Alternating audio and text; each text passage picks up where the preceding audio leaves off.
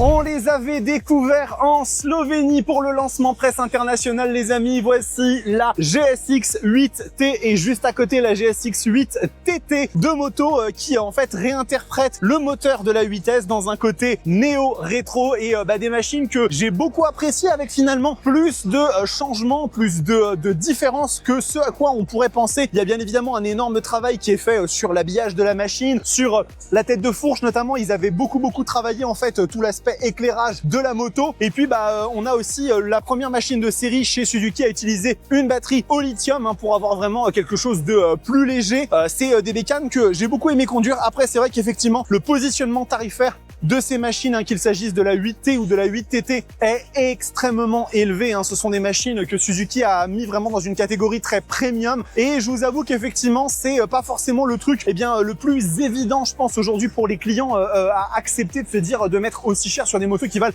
10 000 et puis pratiquement 12 000 euros pour la 8TT. Mais bon, elles sont très bien finies. C'est une appréciation qui est vraiment à tout un chacun. On a quand même des éléments qui sont très premium sur des machines comme ça, avec des belles fourches inversées, des étriers radionicines. Donc ça reste des motos qui sont poussées, mais effectivement à un tarif qui est quand même assez élevé. Vous me direz dans les commentaires ce que vous en pensez. Est-ce que vous seriez prêt à investir ce genre de somme pour des machines comme celle-ci, ou est-ce que vous préférez par exemple sur une version comme la 8TT partir sur la nouvelle CB1000F de Honda? Voilà, je prends vos commentaires et puis on continue bien évidemment la visite de l'EICMA 2025.